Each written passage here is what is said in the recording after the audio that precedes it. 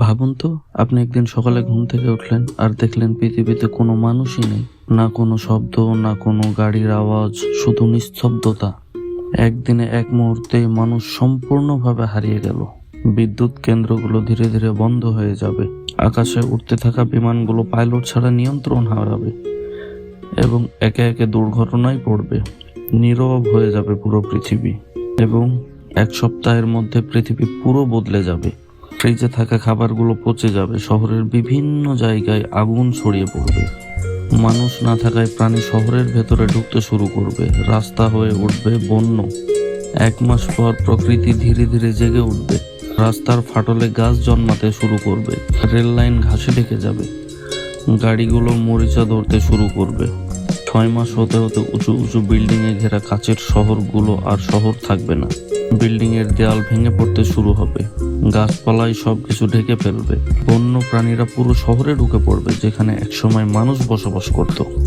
1 বছর পর প্রকৃতি তার জায়গা ফিরে নিতে শুরু করবে, রাস্তার ফাটলে গাছ জন্মাতে শুরু করবে, বাড়িগুলো ধীরে ধীরে ভেঙে পড়বে আর বন্য প্রাণীরা পুরোপুরি স্বাধীন হয়ে যাবে।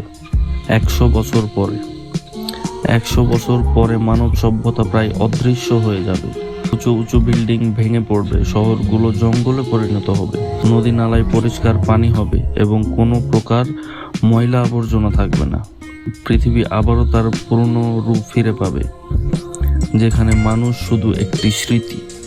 1000 বছর পরে 1000 বছর পরে মানুষের অস্তিত্বের প্রায় কোনো চিহ্নই থাকবে না, তবে কিছু নিদর্শন হয়তো টিকে থাকবে, যেমন the great wall of China, Mount Everest এবং পিরামিড এবং আরও বিভিন্ন অনেক জিনিস যা হাজারো বছর আগে নির্মাণ করা হয়েছে।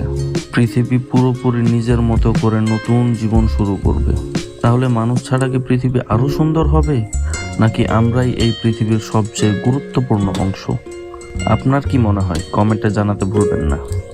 আর ভিডিওটি ভালো লাগলে একটি লাইক দিয়ে যাবেন।